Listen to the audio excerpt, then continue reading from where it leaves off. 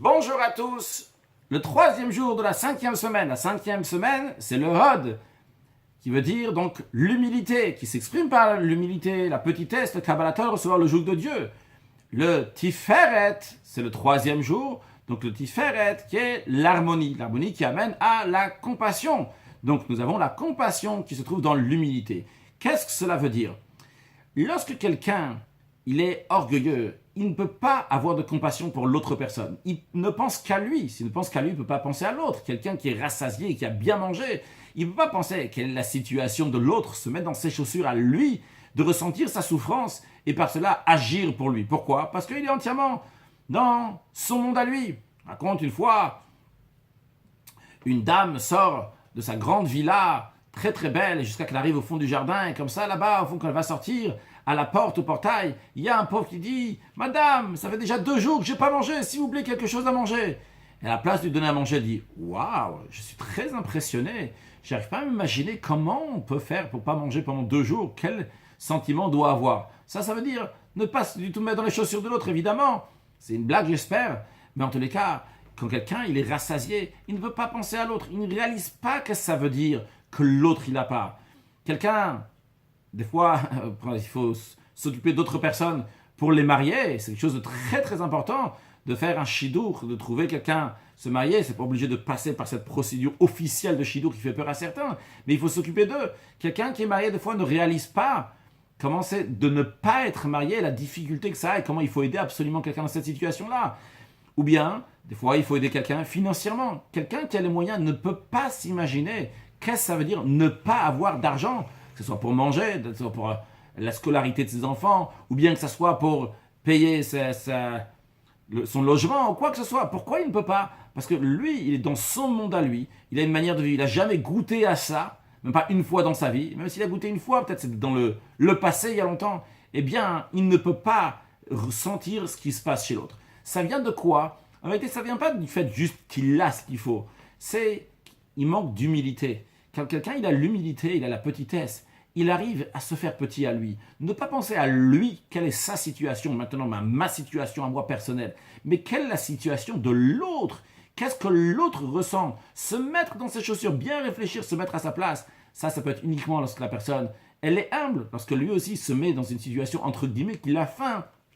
Comme l'autre, à ce moment-là, il peut ressentir l'autre. Il en est de même aussi dans le service de Dieu.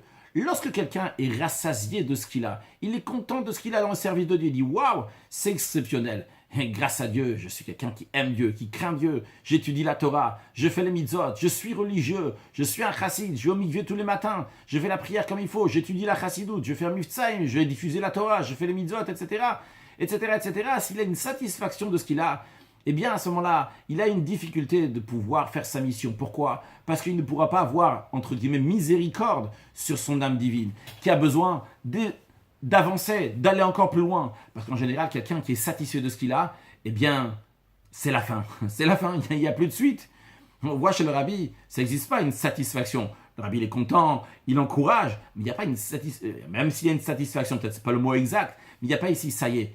C'est bon. Lorsque le rabbi a eu 70 ans, et les gens ont dit au rabbi, certains ont proposé, je ne sais pas qui a pu oser proposer une telle chose au rabbi, de partir à la retraite. Le rabbi a parlé longuement, comment l'être humain il est là sur terre, et comment il doit œuvrer, comment il doit travailler. Ça n'existe jamais d'avoir fini. Quelqu'un qui a fini, bon, il sent déjà, ça y est, je suis déjà parfait. Ça n'existe pas, surtout pas dans le domaine de la chassidoute. J'ai déjà raconté qu'une fois le rabbi a dit à quelqu'un a écrit au rabbi que je suis parfait maintenant parce que je suis devenu un chassid, j'étudie la chassidoute. Je suis un de vos chassidim, rabbi, je suis parfait. Le rabbi lui a dit 2 choses l'une.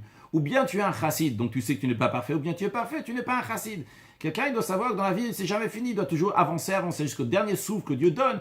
Il y a de quoi faire. Quelqu'un qui est déjà satisfait de ce qu'il a, eh bien, il risque d'arrêter. Et ça, d'ailleurs, c'est l'explication, c'est du verset qui a écrit Loti et Meshakel avakara be'artzecha, qu'il ne va pas avoir de femme qui fait de fausses couches ou de femme qui est stérile dans ta terre. L'expression de artzecha, de terre, le Midrash explique que Eretz est un langage de Ratson, qui veut dire la volonté. C'est-à-dire lorsque quelqu'un, il a sa volonté elle est satisfaite. Ça y est, j'ai fait ce que je voulais, je pense être parfait. Eh bien, à ce moment-là, eh bien, il risque d'avoir Meshakel avakara. Il risque d'avoir une femme qui perd ses fœtus, qui perd ses enfants, ou bien qui est stérile. Qu'est-ce que ça veut dire sur le plan spirituel? Dans la chassidoute, c'est expliqué que le père et la mère c'est la bina, c'est la compréhension, c'est le savoir, la méditation. Mais lorsque la personne, elle médite, mais ça n'arrive pas à la suite, qu'il n'y a pas d'enfant, d'où ça vient? Ça vient de Be'artzecha, ça vient de ta volonté. C'est ta volonté, ta satisfaction de soi-même. Tu dis, ça y est, c'est bon, je suis parfait, j'ai tout ce qu'il faut spirituellement, je n'ai pas besoin d'avancer dans ma vie. Eh bien ça, c'est qu'il manque de rachamim, il manque de miséricorde pour ton âme divine, qui a soif et qui a envie de faire encore. Il manque aussi de miséricorde pour Dieu, que Dieu, il a son plan ici sur terre, qu'il a besoin de toi et de moi et de chacun de nous. Pour concrétiser son plan, il n'y a pas de miséricorde. Ça y est, moi je suis satisfait, je m'arrête là. Ça, c'est lorsqu'il manque. C'est le ratson, cette volonté qui fait qu'il y a même la bina, la compréhension, la méditation. Mais qui fait, s'il y avait des enfants, s'il y avait de l'amour, il y avait de la crainte, eh bien, elle va être perdue. Ces enfants, entre guillemets, vont être perdus. Même des fois, ça peut être encore pire, ou pas pire, en tous les cas, comme on veut dire, mais il y a akara, c'est stérile, il n'y a rien qui vient. Il peut y avoir la méditation, mais concrètement, ça ne va rien changer. Pourquoi? Parce que lui, il est déjà satisfait, il est bloqué, il est espace saturé. Ça y est, maintenant, on ne peut plus rajouter. Morazakan, une fois, a dit à un chassid dans Yechidut, il lui a dit, ce qui est une qualité sur le plan matériel peut être un manque sur le spirituel.